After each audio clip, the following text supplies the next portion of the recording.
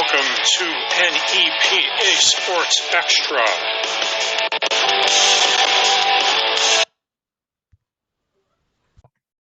I am Dave Rosengren, and welcome to the NEPA Sports Extra softball episode. We will talk collegiate and high school softball in Luzerne and Lackawanna counties, featuring a chat with Tunkhannock head coach Bob Hegedty. Before we get to the softball, we want to make a few announcements pertaining to NEPA Sports Extra. We will be entering into the blogosphere. I don't know if that term is still used anymore, or if it's still 2010-ish, I don't know.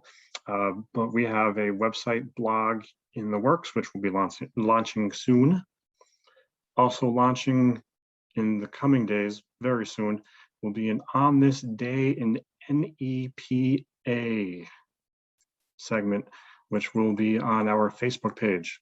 Every day we will be bringing you a story that occurred in sports and NEPA on a certain day, well, every day in the past. Also, I want to congratulate Joy Seibecker, who was the winner of our contest last month, or earlier this month, one of those. She won the NEPA Sports Extra water bottle. Joy, I hope you are enjoying your bottle. And just so you guys are aware, we will be having more promotions and contests in the coming weeks. We hope to bring you more to get our fans more interested and to get more fans. As always, we hope that you will contact us with story ideas or any kind of idea. You can reach us at nepasportzextra@gmail.com. That is nepasportzextra@gmail.com. Also find us on Twitter and Facebook at the same handle.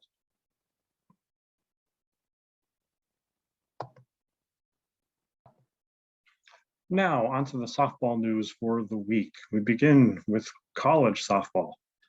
It's hard to believe that that college softball is nearing the end of the season already, but it is. The MAC tournament began, well, not began, but it will begin this weekend technically, as with a play-in between the 8th seed and the 9th seed in the Freedom Conference tournament.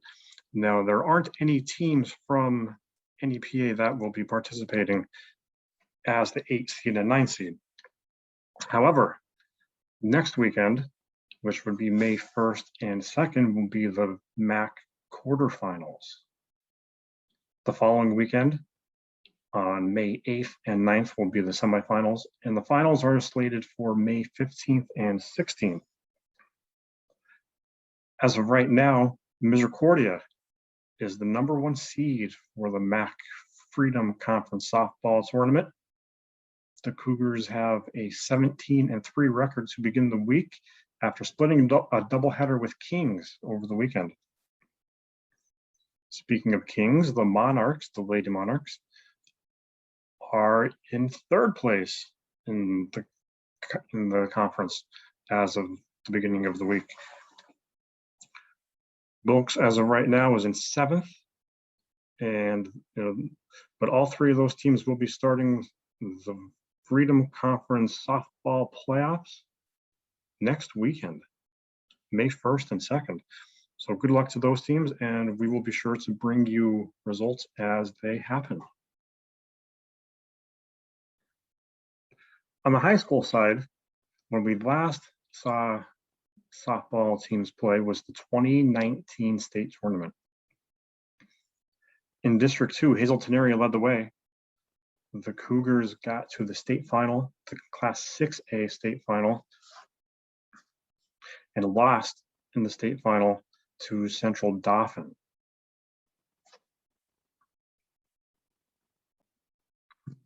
Also in 2019, district champions were Old Forge in Class A, Holy Cross in Class 2A, Mid Valley in Class 3A.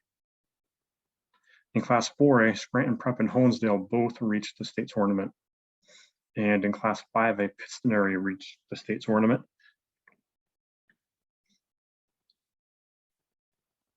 Most of the District 2 softball teams in 2019 to reach the state tournament picked up at least one win.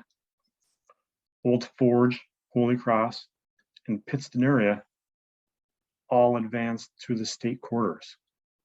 Honesdale reached the state semifinals before losing, and as we mentioned before, Hazleton area reached the state final. A lot of those teams are back in similar positions. It's early in the season, but looking at the power rankings, the District 2 power rankings, a lot of those teams are back in the same position as they were 2 years ago, as if they didn't miss a beat. At the beginning of the week, in Class A, in the Class A District 2 softball power rankings, Old Forge, MMI, Prep, and Forest City are 1, 2, 3 in the Class A standings. In Class 2A to start the week, Elk Lake, Holy Cross, and Northwest area are 1, 2, 3. In Class 3A, Holy Redeemer and Mid Valley both start the week undefeated in Class 3A power rankings of softball. In the Class 4A District 2 softball power rankings, Hanover area, Tunkhannock, Valley View, Honesdale, and Scranton Prep are the top 5 teams, and they are all very close in the standings right now. Again, it's early, so there's lots to iron out, but right now 4A looks like it's going to be pretty tough for anyone. In Class 5A, West Scranton and Abington Heights are the top 2 teams to begin the week. And in Class 6A, obviously Hazleton area is there from District 2 atop the standings, and Williamsport area, which is in District 4 but plays a sub-regional with District 2, is atop the sub-regional standings, power rankings. Obviously, there's still a lot to unfold with every team, as we're only a couple weeks into the start of the season, and there's a long way to go. But as of right now, the standings look similar to how they ended 2 years ago. So we'll see how that plays out for the rest of the season and into the postseason. Holy Redeemer and Hazleton area always seem to be teams that are contending when it comes to the postseason in softball. Just a few years ago, Holy Redeemer got to the state championship game. Holy Redeemer has been to the state championship game 3 times in the last 6 seasons, actually, including a pair of state titles in 2015 and 2016. So they're one team that you can never discount when it comes to the playoffs. Hazleton area is a team that will be looking to get back to the state championship game for the 2nd straight season, even though they missed out last year. Well, everybody missed out last year. The Cougars should have a decent shot of getting back there. A lot of teams are entering the season with extra motivation after missing that last season, and the Cougars are going to be another one of those teams that will be looking for a little bit of redemption, so to speak. Over the last 5 or 6 years, it'd be hard to find a softball team in the area that has had more success and more wins than Tunkhannock. The Tigers have won many postseason games and got to the state championship game in 2017 before falling short in the state final to Mount Pleasant. Our guest today is the coach of the Tigers.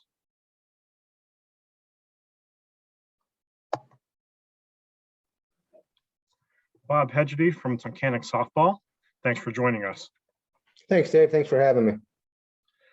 So talk about your season so far and how things are going and how you've kind of expected things to go so far. It's going pretty good right now. The girls are playing well. We had a bump in the road there. The first game of the year, we were coming back off of a 8 or 9 day layoff because of COVID, and I think we got 2 practices in before we played Williamsport, but it just wasn't our best game. We didn't play well. We had, I think, 4 or 5 errors. But since then, the girls have been playing pretty well. They've been playing good defense. The pitching's been solid, and the hitting's coming around. It seems like from talking to whether it's a baseball coach or a softball coach or anyone right now, even back in the fall and the winter, it seems like every team is affected by COVID at least once. Have you kind of running into that even with your opponents? Yeah, we've had a few teams that we had to or actually one team that we had to reschedule with where they were in, I guess, protocol or whatever they call it right now. But we were in ourselves right there beginning of the season, and then we had one team that we had to reschedule with. But so far we're just trying to get games in right now before something else happens. You've been coaching at Tunkhannock softball there for a while. How many years have you been coaching there softball? I believe this is my 6th year. Yeah, this is my 6th year at the varsity job, and I did a year of junior high beforehand, and I was an assistant or a volunteer since like 2012, I think. Okay. Maybe So, I guess it's been a bit longer than that. It's probably closer to like 2009. oh, wow. Of all the teams, there's been a lot of success that's kind of come through the program. This team this year, there any resemblance or any comparison between any team of the past? The team that I had there a few years ago, they were a good group. I mean, they were in the state finals, lost a tough game there, and they won a couple of district titles. But this group that we have now seems a little bit different. They're hungry. They do not like to lose, and they work extremely hard. There's something different about this group of kids that I think maybe their early winning success has helped that along, but we don't have any problems with them as far as having them come in and they get right to work. There's really no hesitant or complaining about anything. They're there to work, and they work hard. Have you noticed an incentive in your girls or even any other team that you guys play because of the missed season last year? A little. I know with our team, I mean, most of them were freshmen last year, and it would have been nice to have that year of experience for that group coming in. And we have a couple seniors and a junior that missed last year that are just now probably getting more varsity experience what they've had in the past. So it's a little different. It is a little tough missing that year last year, but there really wasn't much we could do about it. I mean, we Right. just had to pick up the punches and go. But I'm sure, like a lot of other schools, most of our girls played travel right through the summer and fall, so they were able to get probably that season and probably close to another season in with 40 to 50 games through the summer and fall last year. Yeah, I wanted to ask you about that, about travel too, because obviously in the spring, most teams, high school teams, didn't get to play last year. But when you have baseball and softball, most of those players did because they played on travel teams. So they have that experience of still playing, but it's still not the same as the high school, being on the high school team, right? It isn't because I know we probably have 5 or 6 girls that play on high level travel teams that just they play showcase tournaments. They play 5 games and they're done. Doesn't matter if they're winning or losing, they're there to showcase.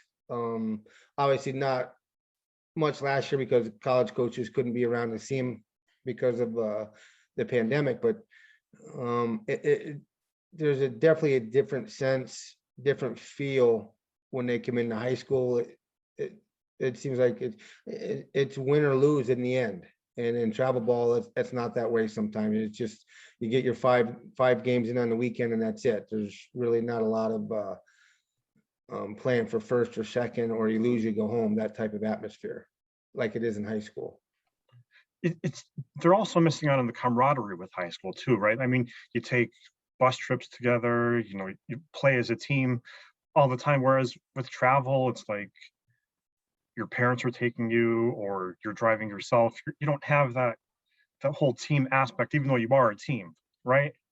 Right. The high school, you definitely get a great bonding experience, and the girls, all being from the same school, they can have that closeness, where in travel, I know a couple of the girls on one team, and we have one girl that plays out of New Jersey. She plays in New Jersey, and most of the girls that she played with are from New Jersey. And another team, we have girls that are from Buffalo, New York, that are on the team. So it is a team in travel, but it's not the same closeness as it is in high school, where you all can go and have a bonfire or something at night, and just hang out and just relax and be classmates and teammates without having a lot of pressure on you. As everybody kind of inches towards normalcy a little bit, it's got to be nice to know that the postseason will pretty much be the same as it was in previous years.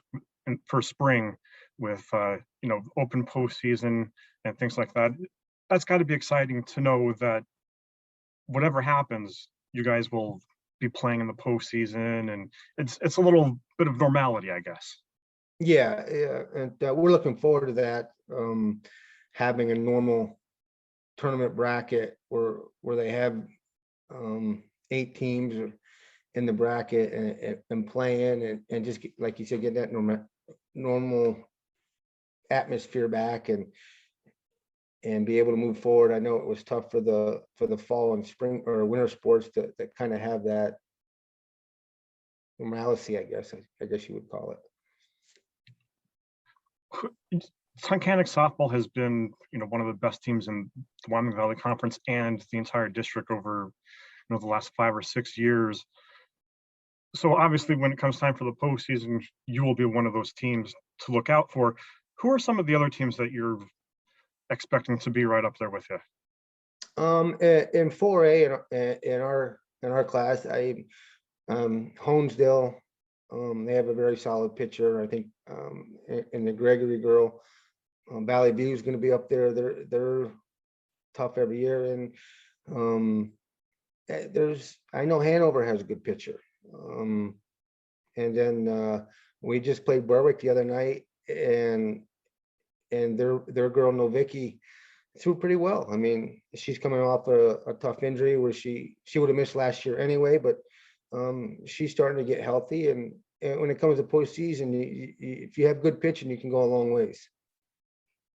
Yeah, what I was going to ask you, when it comes to the postseason, you can pretty much enter the postseason unbeaten, and then all of a sudden you run into a tough pitcher and you're out in the first round, because that's how a softball is.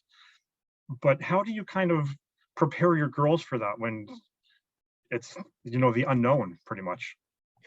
You just got to go play the game. I mean, we try to prepare them the best we can, and we just have to go play the game and just try to score runs and play mistake-free defense and get timely hitting. I mean, we're constantly preaching to the girls that anything can happen. It happened to us a couple years ago when we played Honesdale. I mean, they had a good pitcher come in, and we struggled a little bit, and we didn't get it done. And we were the 1 seed, and I think they were the 4th seed. So anything can happen at any given day. Anybody can beat anybody. I'm sure you saw last week the girl from North Texas, Hope Troutwine. She threw a perfect game, struck out 21. First time in NCAA Division I history that's ever happened. Have you, or will you talk to your girls about that at all? Your pitchers? I have not. I did see the story, which is an amazing feat. I mean, that's just astonishing for somebody to do that, especially at the collegiate level. But I have not talked to our pitchers about that. I'm sure they know about it, and they kind of go out and do their own thing. is there a lesson that, that they can take from something like that? Or is it, almost, making them think too much if you talk to them about it? Like they make them want to do too much. I'm not sure. I think our two pitchers have a pretty good level head, and I don't know if they'll try to do something like that or try to do something like that, but um I'm sure they would shoot for something like that and try that as a goal, but I don't think it would bother them too much if we did talk to them about it. Obviously, I can't talk to you without talking about wrestling. And you have an extensive background when it comes to both wrestling and coaching wrestling, which I assume started before softball. So how did you kind of transition to softball from wrestling? Well, I started getting into softball back when my daughter was young and she started playing. So that's how I kind of got into that. And I played baseball in high school, and then learning softball and how much actually how difficult of a game it is versus baseball, and the differences, and there's a lot of different scenarios, things that you can go with, but it's a little bit of a difficult transition at first. I mean, the girls are definitely, you can't, I don't say yell at them like you do like the guys, but it's tough. It was tough getting used to it first, and I'm still getting used to it in reality. Am I right to think that coaching softball and coaching wrestling are like the total opposite? Yes, they are. What's easier, softball or wrestling? Honestly, softball. And why is that? Uh, I think girls are easy to deal with, and they just seem to have a difference about them. They have a lot of fun. Where sometimes the guys can just be tough to deal with. They're a little bit more immature sometimes. Where the girls are, I think, in my opinion, are more mature. They're easier to deal with, and they can be tough too. They have bad moods. I mean, one thing about the girls, if you make one of them mad, they're all mad at you. Guys, you make one mad, and they're like, they move on from it. But in my opinion, I think so. For me, softball is easier. When you think of wrestling, you think of intensity. When you think of softball, you don't really think of intensity, but it does get intense though at times, doesn't it? It does, and that's the one part where I have trouble balancing that fine line, because I get a little too intense sometimes during games, and it goes back to wrestling and coaching wrestling, where I need to step back a little bit and take a deep breath and realize that there's going to be another inning, there's going to be another at bat. It just doesn't happen at that one play. There's going to be other plays and other situations in a game where wrestling's a 6-minute match. It's over quick. You talked about knowing about baseball and kind of transitioning that into softball a little bit. I'm kind of in the same situation. I know a ton about baseball. My daughter is starting to get into softball, and so I'm starting to, well, I'll say coach, but I use that word loosely because I think of myself more as like a cheerleader instead of a coach. But what's the biggest difference between baseball and softball? Like, and getting, kind of transitioning from one to the other. I think for me, like I said, when my daughter started playing in T-ball and coming up through, but as she got older and as I coached longer, to me, the biggest difference is the speed of the game. Softball is just so much faster. I think to baseball, for me, coaching softball now for so long, and then try to go watch a baseball game, it's like, boy, I don't want to say it's hard to watch, but it just seems like it takes a long time. To me, that's the biggest difference, is how faster the game is in softball. And I guess that's good because it keeps the kids more interested. I mean, I try to sit down and watch a baseball game with my kids, and they're like, oh, it's only the third inning. Yeah. Then we turn on a softball game, and the time it gets to the third inning of a baseball game, the softball game's over. Yeah, and there's a lot of times when our game is over and the girls will go down and support the boys because the boys are still playing down at the baseball field. So it's definitely quicker. You've had some memorable experiences coaching both in softball and wrestling in the state tournaments. Is there one that stands out for you? One of those moments that stands out for you in both sports? I think for softball, when we beat Bangor in the semifinals and then in 2017, that was just we couldn't believe we were in the state finals. It was just an awesome feeling to go down to Penn State at their park and play. It was just a great experience. And wrestling, anytime we were at the state tournament with any of the kids, I mean, it's just a great experience. Probably the biggest highlight was being down there in the team duels in 2016 and being down there and wrestling with the best of the best. And unfortunately, we opened up with Bethlehem Catholic that year, and they were tough as nails. But that was probably the highlight for wrestling for me was that 2016 run. There was a pretty good highlight last year in March of 2020 for you, even though you weren't coaching wrestling at the time. Two of your former wrestlers, Dave Evans and Gavin D'Amato, both put on a pretty good performance at the state tournament. And I know you were there. And one of the first things that Gavin did when he won his state semifinal to get to the state final was talk about you and what you meant to him. So what does that mean to you to see two wrestlers that you coached for a long time succeed at the state tournament? And you were there in person. Yes, I was down there watching them. It's just an awesome feeling to see them there competing and going for what they strive for 4 years, is place as high as they can in that tournament. And both David and Gavin wrestled fantastic. It was a good experience for them, and it was happy for me. It was a good feeling for me to see them there competing like that. I've often heard people call you a coaching legend at Tunkhannock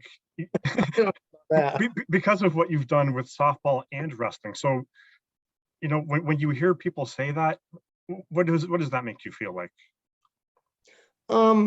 It's a good feeling, but I don't consider that myself that. I enjoy working with young kids and watching them succeed. And I always told the guys in wrestling, and we're telling the girls now, that I mean, we're not just preparing you for titles in softball or titles in wrestling. We're trying to prepare you for what's after high school, what's after college, try to prepare them for life and what challenges they could expect coming out of school and college.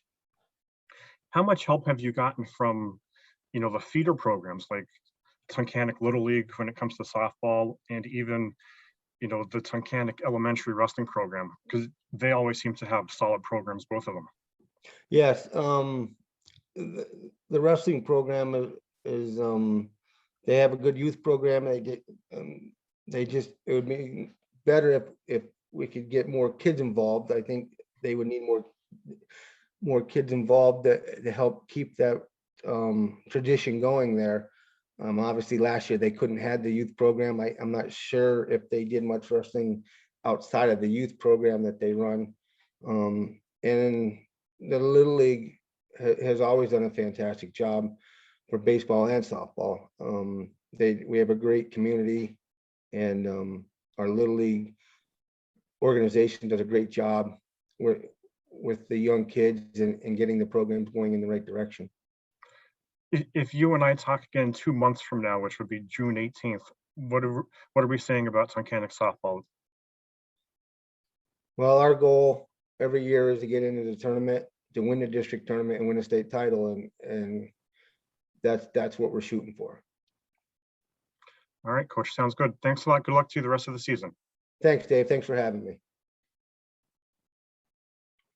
That'll do it for this week's episode of NEPA Sports Extra. As always, thanks for joining us, and be sure to follow us on Twitter and Facebook at NEPA Sports Extra. That's NEPA SPORTZXTRA. And if you have any suggestions, comments, or story ideas, drop us a line at nepasportsextra@gmail.com.